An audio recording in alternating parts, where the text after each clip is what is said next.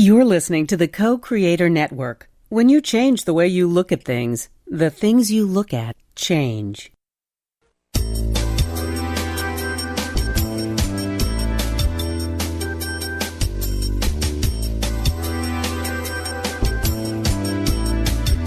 Good afternoon. Welcome to Why Shamanism Now, a practical path to authenticity, with your host, Christina Pratt, Director of the Last Mask Center for Shamanic Healing. She's talking about how shamanic skills can bring us to physical, emotional, mental, and spiritual well-being, especially when nothing else can.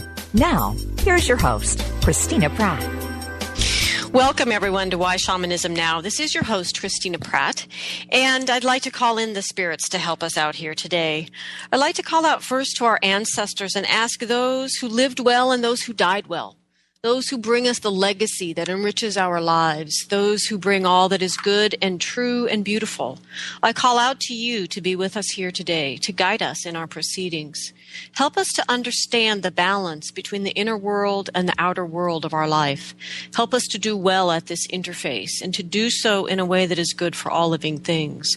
So I call out for these ancestors to guide us. Those who are living here today need solutions that may be different from yours. And we ask you to help us to be creative, to be inspired, and to do things that are needed but may have never been done before. We ask you to be with us and support us, that things are made well for those who are coming. So with the ancestors standing around, I call out to the energy of the earth, that most ancient and very essential ancestor. I call out to her in all of the great beauty here in the northern hemisphere of springtime, and all of the transitional energy in the southern hemisphere moving into the fall. In this time of transition, we call out to the earth to help us to be well, to be inspired, to be creative in our time of transition. It's a time of cleansing, a time of opportunity, if we are not lost in the chaos. So we call out to the earth to bring to us the wisdom of manifestation, to help us to feel grounded, because it is our choice to be in this body now on this planet at this time. We call out to the energy of the earth to help us to feel belonging and interconnection, and to know the web of life in which we are all connected and through which we are all one. And we ask the energy of the earth to help to infuse us with the inspiration of what could be for all those alive here on the face of this planet. Help us to remember to give thanks today for life, for the beauty of this life and for the miracle of life. And help us to give thanks for the opportunity of this day to live in a good way. And with that energy, let us reach up with our feet firmly planted and our ancestors gathered round. Let us reach up into the sky and call down the energies from above, reaching all the way to the highest power of the universe. And by whatever name you know that, by whatever vision you call that energy in, drawing in blessing, drawing in protection, drawing in generosity, benevolence, and all of the energies of that divine vibration. Call it into your body, call it into our circle, and call it into these proceedings, no matter what time it is that you engage with them. Let them be infused with this energy of spirit. So as we call down the sky and up the earth and let these energies merge in our bodies and know ourselves to be that place, as all life is, but to know ourselves to be that place in which the energies from above and the energies from below come together to create life as we know it. This is the big love of which all things in form are born. We call out to you to feel this energy within yourself, that you might find that inner deep resonance of your own heart, bathed in the earth, bathed in the sky, nourished by these energies. Call out to the energy of the heart. Let us know the energy of the heart as that place that draws up the fiery passions of the belly that know why you are here. Unique and unknown, unshaped and unformed, never felt before here on the planet. The heart knows and calls that energy up from the depths of your inside. And the heart draws down the clarity, the reason, the brilliance, the inspiration, the knowing of the mind. And it merges these two energies in a way only the heart can do, to help us shape and feel and come to know why we are here. That unique gift we are here to bring, and to find the courage to bring it. So with these energies all called in here today, may what needs to be heard, what needs to be said, and may all that happens here today be good for all living things. I'd like to give a special thank you to the generous donations from listeners in this last bit of time. I'd like to thank Lori and Lauren and Jonathan and all of the listeners who have donated to the show. This show is on the air because you all make that happen, and I appreciate every single token, every bit of currency donated in whatever form it comes from whatever country, because it keeps the show alive and on the air for those who are able to access the technology necessary to do so, to hear the show. And I give thanks to those of you who are allowing yourself to be moved into action by your heart. For this is truly the deep essence of shamanism, to allow ourselves to feel deeply, to be moved by that which is right and true and it resonates with us, and to allow the feelings in our heart to move us into action. And let those actions be something that allows the show to grow. If this show today does move you or nourish you, help it to grow. Share the show with others. Donate. You can go to whyshamanismnow.com and click on the support button and donate any amount, large or small, that you would like. But link to the show. Do anything that is out there, even in the social networking, that allows the show to spread and grow strong, that we as humanity's family here on the planet might come to understand the answer to the question, why shamanism now?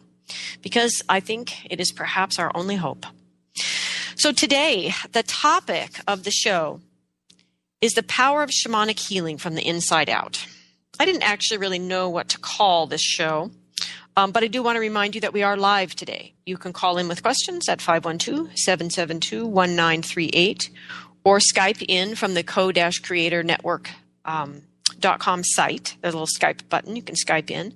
And you're certainly free to email me at Christina, C-H-R-I-S-T-I-N-A, Christina at lastmaskcenter.org, which is also the website for classes and the calendar and information about shamanic healing with Christina and all of that sort of thing. But moving on with today's topic, I was actually going to spend 2 shows talking about today's topic, and probably should have done that. But I really wanted to respond. I had a sudden abundance of listeners who were writing or calling and asking, what's my first step? How do I become a shaman? And I just felt like that show needed to happen. So it did last week, which means this week we're looking at shamanic healing, both in the outer world and in our inner world.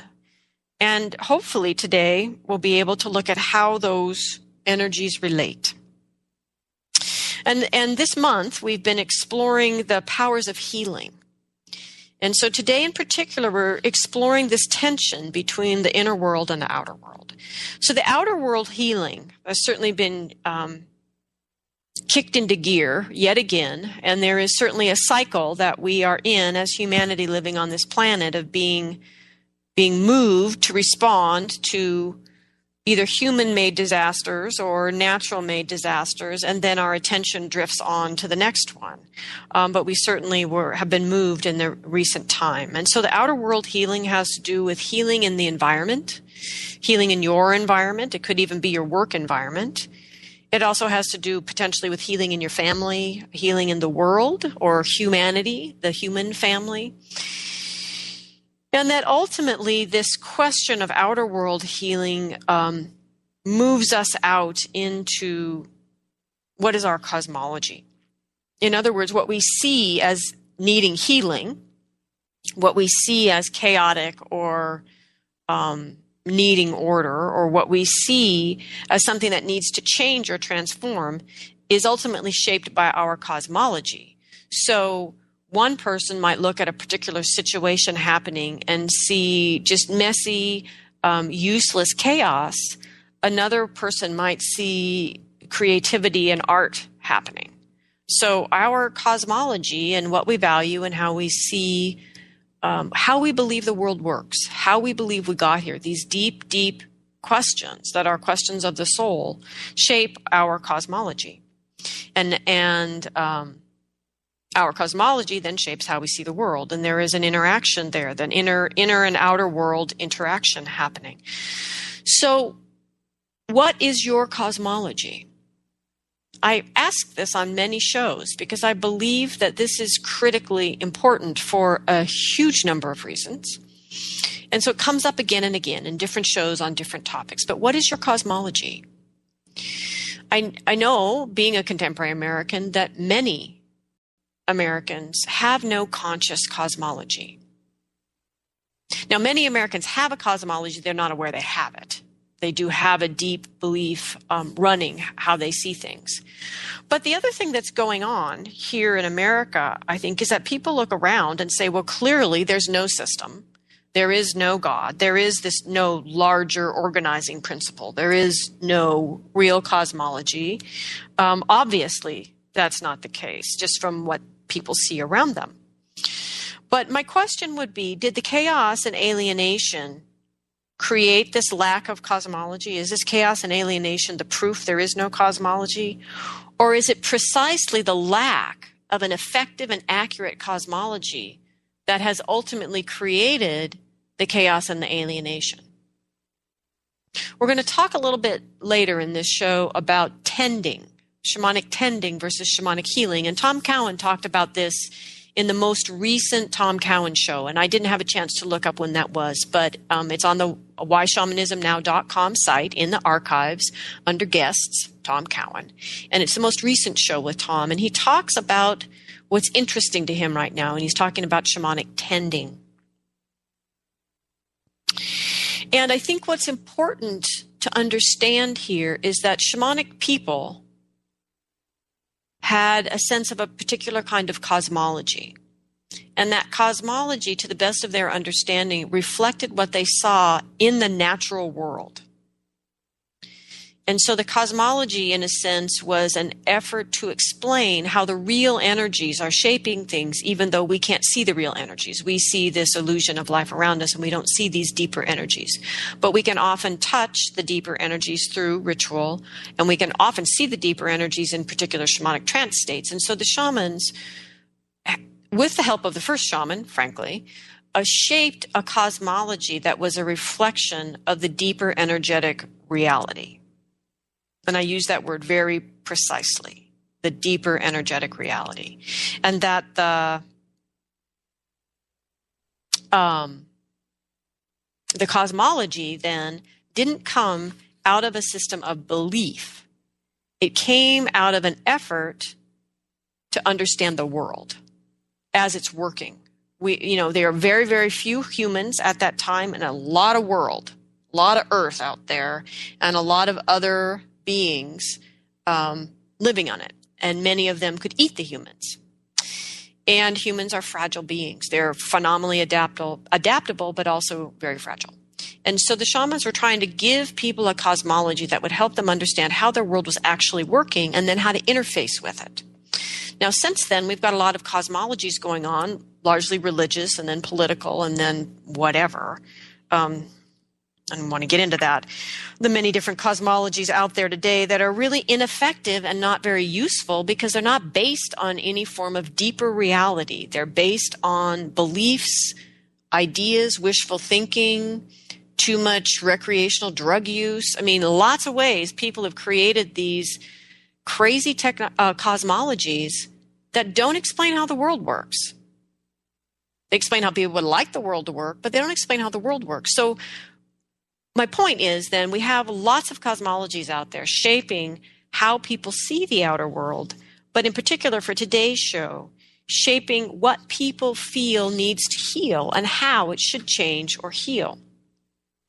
Now, inner world healing involves your inner four worlds, your physical world, your emotional world, your mental world, and your spiritual world.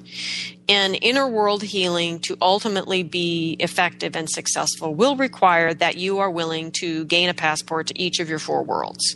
And those of you who refuse to go to certain worlds and pay attention to, for example, your heart, your feelings, your emotions, or your body are going to be stuck with a very limited capacity for inner healing. And because of the connection between the inner world and the outer world, the internal healing you refuse to do is reflected back to you in the outer world. The inner healing you do choose to do is then reflected in the outer world. And so we need to recognize that what we choose to do and not do affects everything and everyone all the time. That's how the system works. Sorry, but that's how it goes. I didn't invent it. I'm just trying to understand how to work with it. So why are we talking about this? Well, because there's a lot of request for healing right now.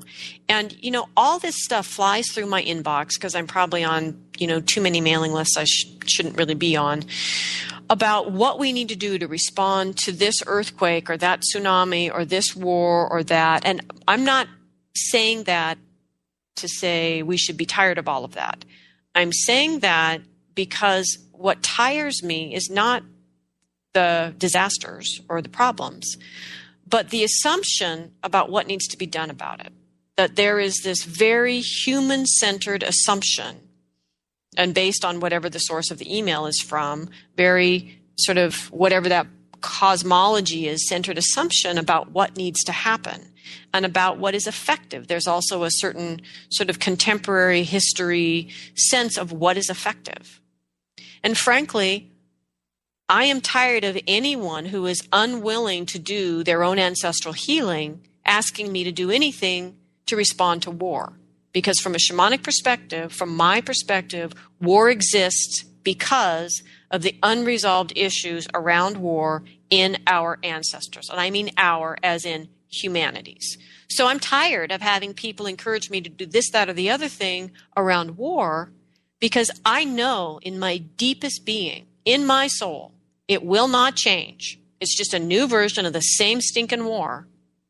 It will not change until we do our ancestral healing. So this is the conflict that I want. I'll tell you already. You can sign off right now if you don't want to hear the fact that I don't really have answers today. What I'm trying to present to us is a way to engage where we can actually be effective. And there's just too much flying around right now in asking people to do this, that, and the other thing that distracts and disperses our energy so that we are not encouraged and supported in focusing on where we have the power to actually affect things in a positive way. And I don't know, some sort of coming around to some sort of sane agreement about what a positive change would look like, but maybe that's a whole nother issue. So anyway, why are we talking about this? Well, because there's lots of need for healing and change right now, and lots of opportunity, because chaos, economic collapse, disaster, human or naturally formed, all of these things, chaos can create an opportunity to transform things. And I mean transform in the sense of it creates the possibility to do something that hasn't been done before that may actually be a solution, not just a perpetuation of the old problem, or simply even worse, just a new version of the old problem. In the sense of this is a solution that is not a solution, but just a new version of the old problem.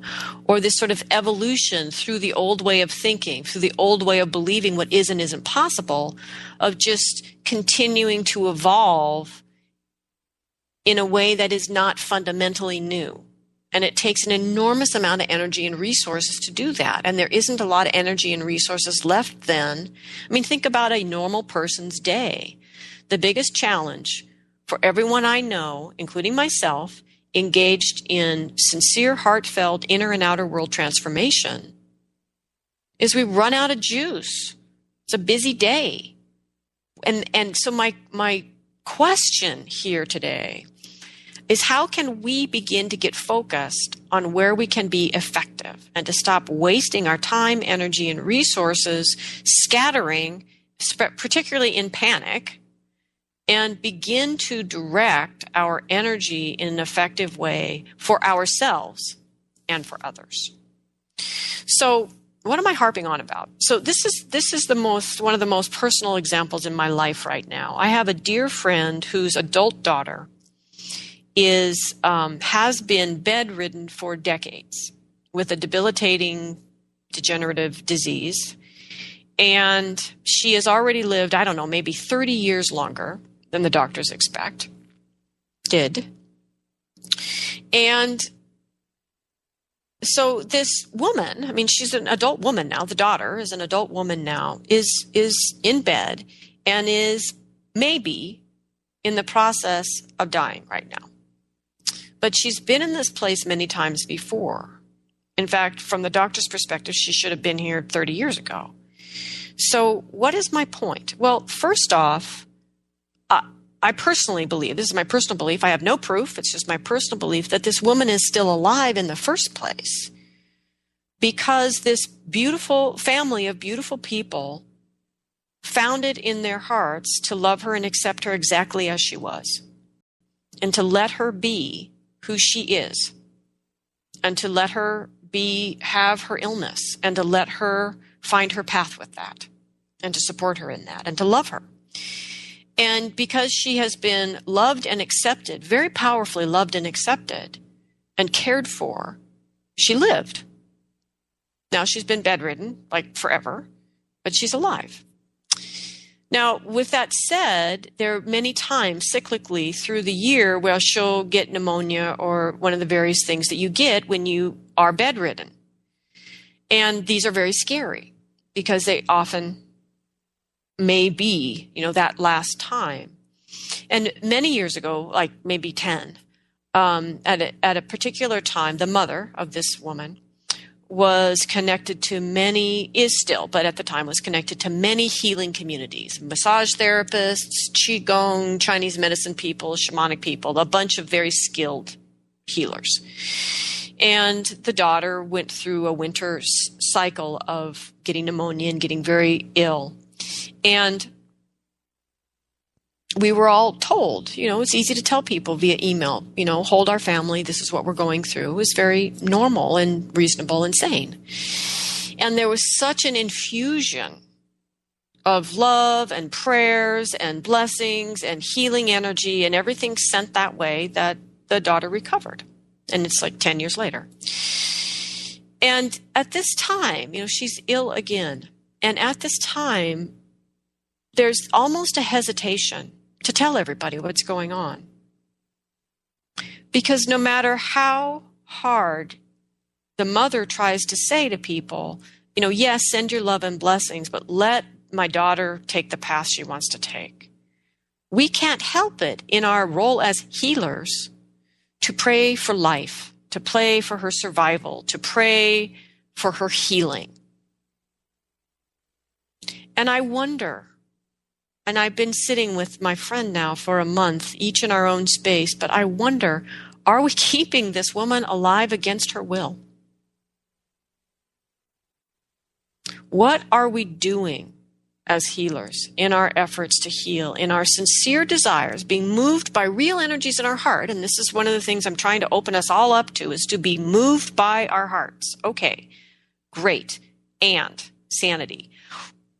We want to be moved by our hearts, and the desire, the need for healing does move us, but let us be moved responsibly and not just human-centrically. In other words, I, as a living, breathing, vital human who very much gives thanks every day for life, should not always make the assumption that life is what the person wants. And this is a great challenge in shamanic healing. Because unlike many other healing forms, we are taught to ask. And if that soul is trying to leave, to aid that action.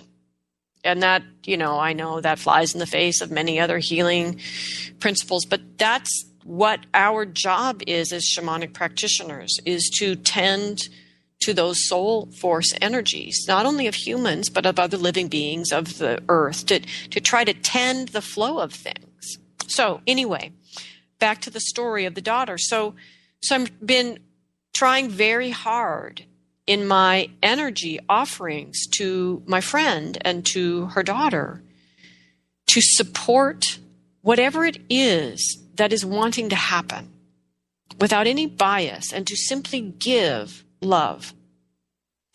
and not give, and not give love as a cop-out. In other words, well, I'm just going to give love, but from that sense of love as infusing that life force.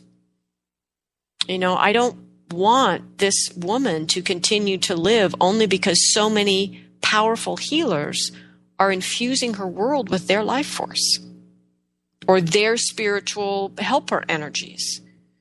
And so it's really about stepping back and offering true acceptance to whatever path this woman is on, and to let her helping spirits guide the way, and to not even call her helping spirits in so strongly that they keep her alive if that's not what she's trying to do. One of the things we don't understand, because we don't understand death in this culture, is it takes a fair amount of energy to die. It's not all that easy. And so if someone is in a low energy state as they approach death, sometimes the lingering of a death, like 3-year lingering of a death, can be that the person doesn't actually have enough energy to leave, to get out of their body and to go. And so this is complex. The movement of the heart can be very simple and pure. And then what? And that's sort of my question here today, is then what? So how do principles of energetic healing converge with our moment-to-moment ordinary reality? There's lots of principles of energetic healing, lots of energy work ideas out there right now, lots of deep and old mystical beliefs about things that get thrown around, sometimes well and sometimes not so well. So, for example, how does my work on myself in this moment do anything to help a woman in Japan deal with the grief of losing everyone in her family, dig out of what remains, if anything, of her home? How does my inner work help her? Does it feed her? No. Does it move mud for her today? No. Does it help her find the bodies of her loved ones? No, it doesn't. So the question is, do I, as a person here living in Oregon, feel so moved by the plight of things in Japan that I will buy a plane ticket and go to Japan and move that mud, feed the people, find the bodies? Is that the right thing for me to do with my time and energy and uniqueness? If the answer to that is yes, then you need to get on a plane and go. But if it's not yes, then think about this. Can my inner work affect her experience? Yes. My own inner work affects the field. If I sit in my own inner work, free up places where I feel hopeless, alone, starved for what truly nourishes me, without shelter, all of those places I might feel those energies inside of myself. And if I do the personal work to bring those dissociated parts of myself, not really dissociated, just alienated parts of myself back, and contribute to the field of energy that is whole, that knows we are safe, that knows we are cared for, that knows that the nourishment we need is here, that knows all of those things, I contribute to that energy in the field. That allows those who need it to find hope, to find those energies they need in the field of energy. So can my inner work affect her experience? Absolutely, it can. I could be moved to make a donation that will get people on the ground there able to help her move her mud, find the bodies, feed her. Right? That is a possibility. Because I have some training, could also find her loved ones and, respecting her traditions, offer my aid to help those loved ones cross over. Natural disasters are the kind of thing that gets people stuck here. They don't know they're dead. They're not ready to leave. There's hard to make that transition when there's that amount of chaos. It confuses the lines of energy. And so I could help to cross the dead over if they wanted that assistance. So does my inner work ultimately help this woman in Japan? Yes. So could my outer work if I chose to actually go donate or go do something. So it all helps, potentially.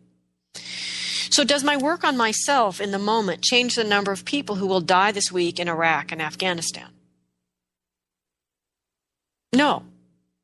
Not directly. No.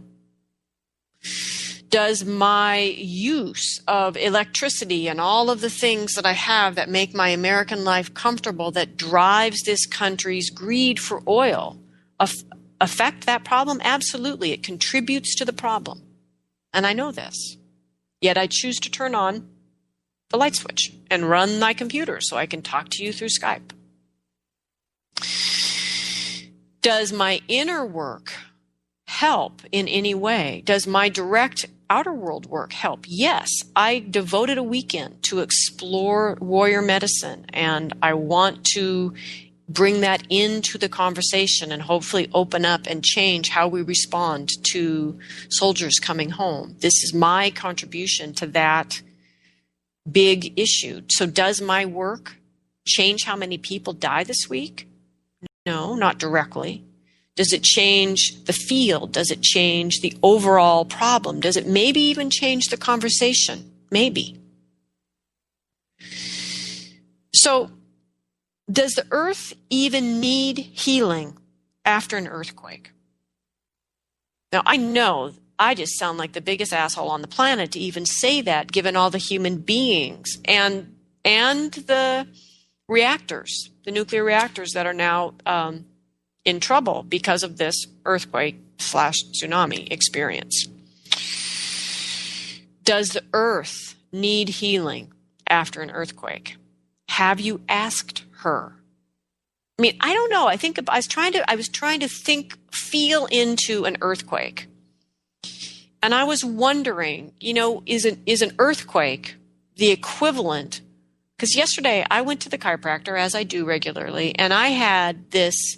I told my partner it felt like my Wanda Fuca plate, which is one of the plates, the crust of the earth up here, was just jammed underneath the North America plate, whatever its name is, and that they were locked. And I really wanted an earthquake to shift those bones in my pelvis. I could not find a comfortable position to sleep in.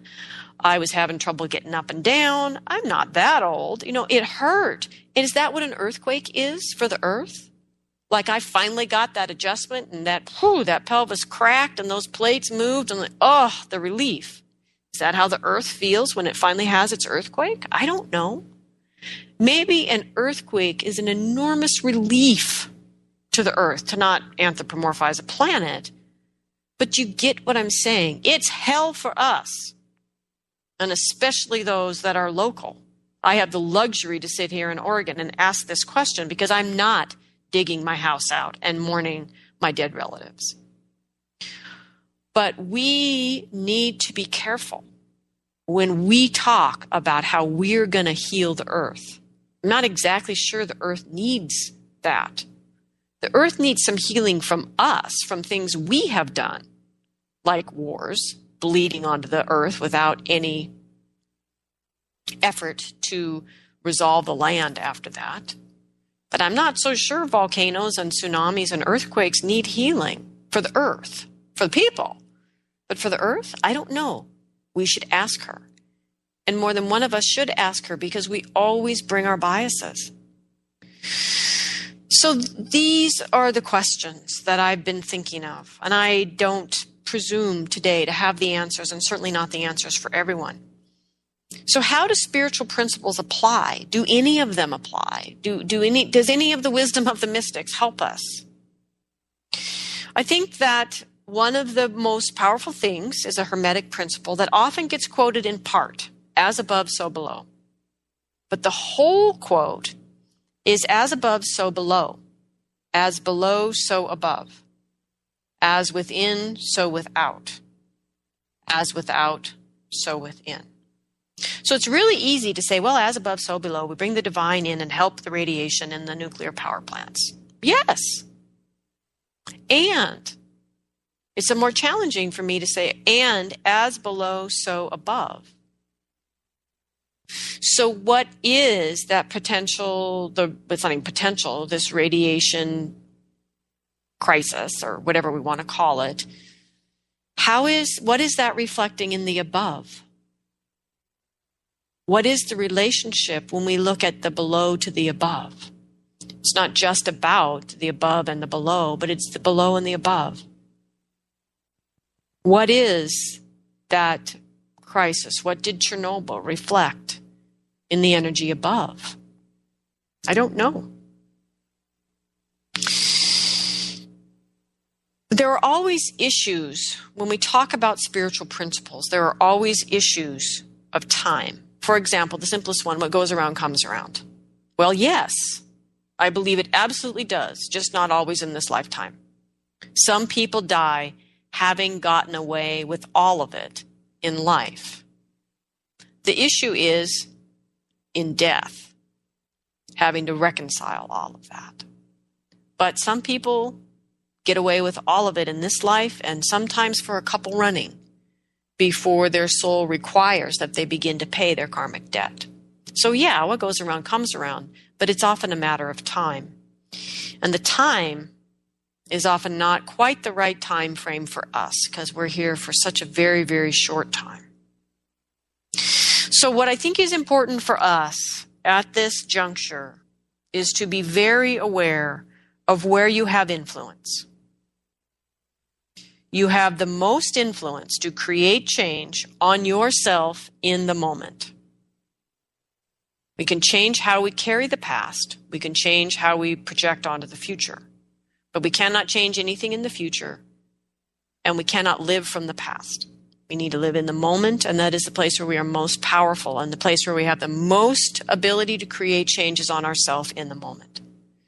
So the most powerful place to create transformation in the outer world is still in our inner world, and bringing our own life into alignment with that inner alignment. We have power then on the field.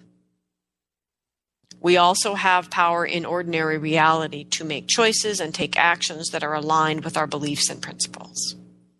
And we have power in non-ordinary reality. Now, most of that is unconscious for people that do not learn skills to engage non-ordinary reality. But we do have power in non-ordinary reality. Like I said, I could be working with the dead in Japan to help those who want the help to cross over. We can have great power in non-ordinary reality. To cross over all those dead right now would be the greatest gift those with skills could give to the people living there. Because the living and the dead commingling is really hard on the living. It makes them crazy. It makes them feel hopeless. They often end up being possessed by the dead. And so one of the greatest gifts shamanic healers could give right now would be to psychopomp the dead. So we have great influence in non-ordinary reality given skills. The most important thing, whether you have any skills or not, maybe you've just found this show for the very, very first time and you have no idea what this shamanic stuff is that I'm talking about, is know that everything you do matters all the time. So these are the issues then that are, as if I haven't brought up enough issues without any answers already today. But one of the things we need to really look at as we're talking about healing, because we have the consciousness right now in the contemporary world, the collective consciousness to get this. This has been out for decades, so we really need to get it and live it. And this is the simple fact that the healer, to be the healer, creates in others the need to be healed. To be the healer creates those who need healing. Now, of course, those who need to be healed create healers, right? However, what we need to understand here is that if you are truly called into a healing profession, you personally must take responsibility for not creating the need for healing in the world. In other words, though the truest expression of your soul's purpose may be to function as a healer, you need to not over-identify with that role. You need to be a person who is balanced and equally available to all of the other archetypal roles in your life. Your actions can be those of a healer, but if you are identified or over-identified with the role of the healer, if that is who you are, if you feel this is who I am, then you are creating people who need to be healed. You are pushing people into that place energetically in the field. And so this is an understanding that practitioners need to come to understand how to balance now in their life. And then in our issues here around healing the earth, we need to be very careful and make sure the earth is really asking for the healing we think we are offering. A third issue here that we really need to look at is that the world doesn't need to be healed. Humanity does. We need to really watch our language around this because it is a way that we throw off the responsibility. We talk about how the world needs to be healed and how we need to heal the world. Well, you know what? The earth is largely fine. There's some serious damage that we have done as humans, but if we were gone, the earth would heal itself. It might not be livable for humans, but the earth would be fine. And we need to get a grip on that. And we need to begin to understand and watch in our language. Our responsibility is humanity. It's our family. We are responsible to the dead, we are responsible to the living, and we are responsible to those who are coming. And we are responsible for our home. So we are responsible for the damage that we have done to our home, and we are responsible for tending our relationship with the earth, and we are responsible for creating communities based on cosmologies that will no longer damage this very, very small and exquisitely beautiful planet that we all share. These are our responsibilities. And to talk about healing the world in this offhand way, as if somehow if the earth was better, we would all be fine, is to throw off responsibility and misplace the energy. It's very new age in the worst sense of that. So shamanism, in the nature of the shamanic healing modalities, is unique in its ability as a healing form to translate effectively between the worlds of inner and outer healing, that it scales. Not all healing forms scale. Many of them are extremely precise and do what they do extremely well, but they don't scale larger or smaller, whereas shamanic healing actually does. Shamanic healing forms work to bring relief to the outer world, like healing the pain and danger held in the earth that was a battlefield, where the very same skills can be scaled down to bring relief in the inner world, like healing the pain and anxiety held in the body of a child that was the battlefield of divorcing parents. So it scales up and down. So one of the things we can do with our shamanic healing skills is look at what bothers you, what winds you up, what do you actually pretend immediately, go into denial immediately the moment it arises. These are the places where your inner world and the outer world are in direct communication, trying to get you to look at where you are not at peace with yourself, where you are having your own internal natural disaster, where you are not as aligned and in harmony as you would will yourself to be. And so these places of agitation are places of interface between the inner world and the outer world as they conspire, essentially, to get you into a place of alignment with the big flow, into a place of harmony, into a place of balance, and into a place of effectiveness. So from a shamanic perspective, we want to be in harmony and balance to be able to express our love through our work in the world. It's not enough to just be, but we need to express our uniqueness through our actions. Okay, so when we talk about healing this outer world, we're talking about healing in the family, healing in the community, healing in the global family, this family of humanity. We are also talking about healing the environment, which can be the physical environment, which I was just talking about, or the spiritual environment, which I was talking about before when I talked about the dead and the ancestors. So I wanted to bring out some ideas in an essay by Tom Cowan that will be published in the upcoming issue of the Journal of Shamanic Practice. And the title of the essay is The Tao of Shamanism. And what he's talking about something very similar, but goes further into this idea that he shared with us on the previous show about tending and how do we begin to approach working responsibly with the outer world issues. And he says that there are plenty of opportunities for men and women, shamanic or not, to engage in the world's problems in ways that bring relief from suffering. What Tom, is saying. So Tom is saying what he wants to argue for here is that we may need at times to shape a less aggressive approach for our involvement in the world's suffering, one that derives less from a new paradigm of how things ought to be and less from a messianic position that we can save the world. A softer approach might allow forces that are greater than us to evolve and develop according to their own times and rhythms. Tom continues, recently some of us in the shamanic community have been talking about shamanic tending rather than shamanic healing. And so tending, the shamanic tending, is defined as being present while something I do not have complete control over has its way. So part of it is understanding an older idea of what it means to do shamanic work in the world.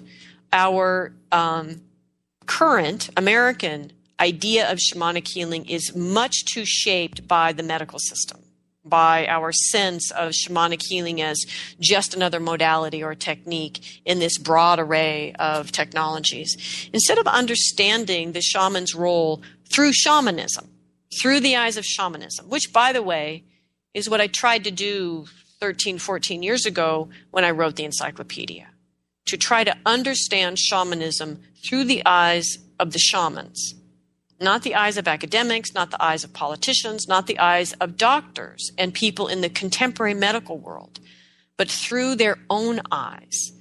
And so this is really what Tom is beginning to bring up here, that this term, shamanic tending, Tom continues, seems more appropriate for certain situations where the normal patterns and rhythms of life have been severely disrupted, either through natural processes like hurricanes and tornadoes, or suffering caused by human activities such as war or industrial damage. Tom says we say tending rather than healing because the natural healing processes of the earth are operating regardless of what shamans may or may not do. And we also use tending, Tom continues, we use tending to avoid the hubris of thinking that the earth needs our healing to survive. So one of my understandings here that really aligns with what Tom is saying is for a long time I've been working with an old teaching that I received that creativity only comes when you have two forces in their essence, in their power, in their uniqueness, and ideally head on, coming at each other. And that tension of holding those two energies without compromising, but holding those two energies is exactly the thing that sparks the fire of creativity. And that those elements, those two forces, plus the third of creativity are absolutely critical. And it connects with Arnie Mindell's work about sitting in the fire, the ability to hold the tension and to not cave into compromise, but to hold the tension to let something new be created.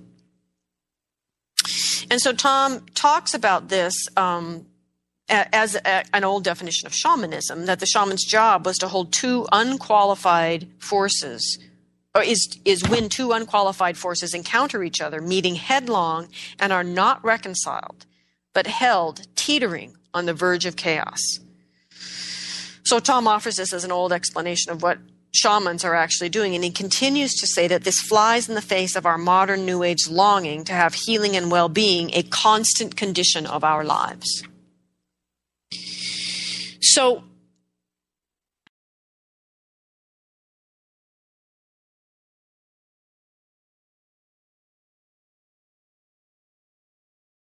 keep in mind that this is precisely what the Society of Shamanic Practitioners has been exploring.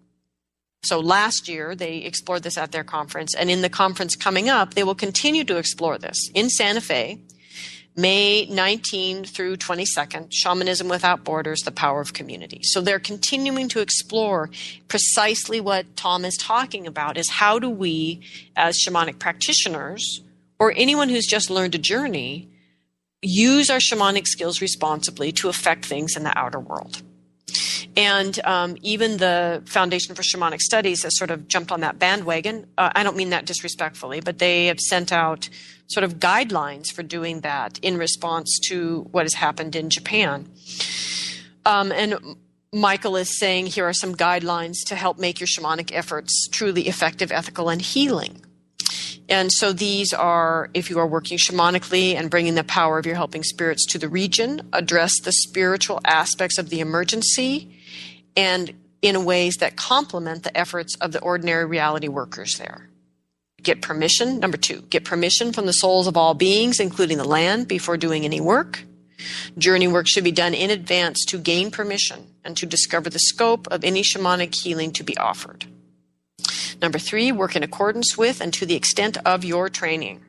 Number 4, keep in mind that you are most likely working with a culture that is different from your own. Respect their spiritual traditions concerning life, death, and healing in all things that you do in ordinary or non-ordinary reality. And the 5th thing is to work closely with your compassionate helping spirits of the upper and lower worlds and let them take the lead as always. So Michael Harner says, this is what we have all been training for, to be able to bring the infinite love and power of the helping spirits to bear to alleviate pain and suffering in such tragic circumstances. Yes, and what about those of you who have, who haven't been training for this? How can you also act powerfully and effectively in the world? You, I, all of us, you have the most power to create change on yourself in the moment. One of the most powerful things that any individual person can do in the outer world is to align your outer world work with what has meaning and purpose for you. Face the fears that arise as you seek to do that, because facing those fears is the path. But to do what has meaning and purpose with your day. Make sure that somewhere in your life you are contributing to the community in whatever way you define community, and that you contribute in this way to the larger world of humanity somehow. Perhaps that's through your work. Maybe that's precisely the change that you need to make so that your work has meaning and purpose, so that it does contribute to humanity. But the important thing is, either through your work or through volunteering time, contribute to something larger than yourself. And that ultimately, the outer world work for all of us is simply to do good work. Let the reason and clarity of your mind and the passions of your belly find what is for you. Find your good work and do it. And then, or simultaneously, attend to the inner world. And we can begin there by asking the question, am I living from the outside in? And this is actually a teaching of a respected colleague of mine, but I find that it's very helpful for people in an arena that I never really have been very helpful for people. But this idea of living from the outside in means, are you trying to solve your inner problems with outer solutions? Shopping, for example. Finding partners, male or female, to fill the void inside of you. Using your kids to fill that void inside of you. Using things in the outer world to calm or numb or somehow fill in some problem, gap, something that's missing inside of you. Because if you are living, or some motivation, it doesn't have to be a gap or a hole. It can just be some motivation, something inside of you, and just reaching out to the outer world to try to get the outer world to solve it for you. It doesn't work. It's not such a bad way to live when we're young, because it's sort of a natural part of growing up. But because we're not initiated out of childhood to adulthood, people don't grow out of it. And they think that's the way to live as an adult, and it doesn't work. Fundamentally, it doesn't work. We need to live from the inside out. When I say we need, I am speaking of humans as beings. Human beings need to live from the inside out, to keep things aligned and balanced in their life and their health and their well-being. We need to allow ourselves to be motivated to do things from the inside out, to solve our problems from the inside out, to resolve it in the internal world first, which will allow us then to find the solution in the external world, if it's even still needed.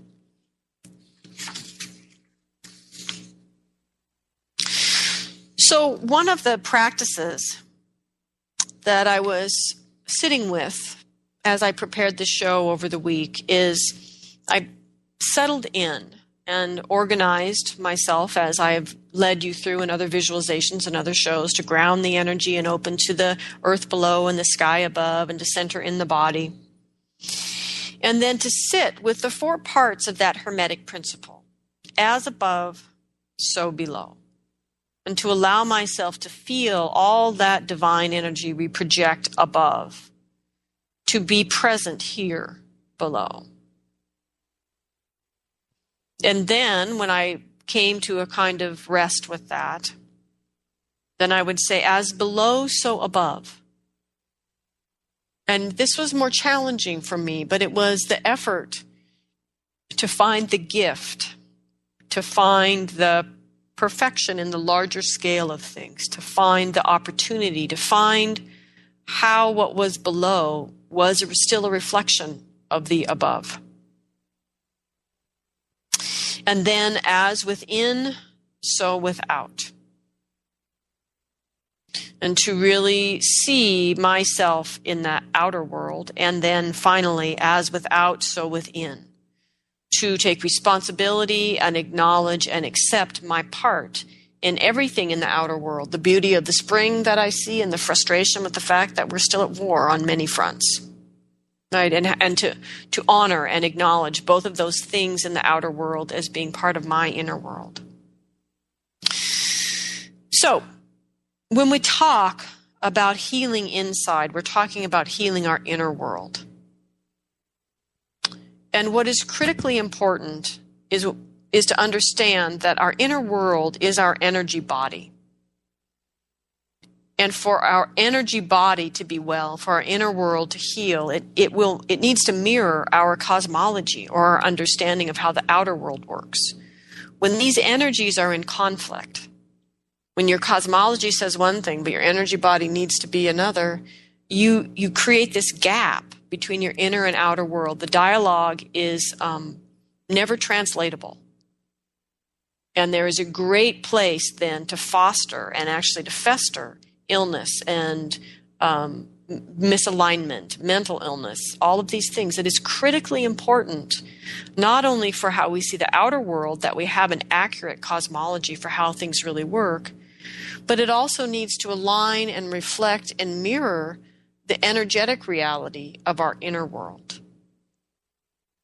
And just as I said about cosmologies, that shamanic cosmologies were based on the deeper energies underneath the reality that we see, our energy body is a deeper reality, energetic reality, underneath the energy of the physical body that we see.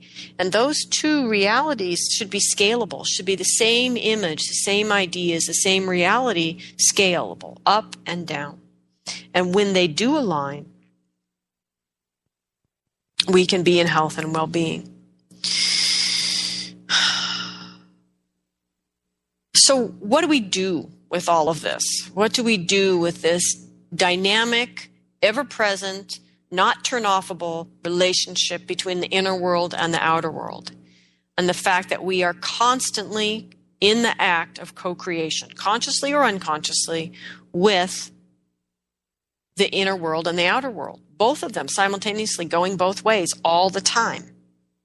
What is a person here in contemporary America or the world to do? Meet the world in love.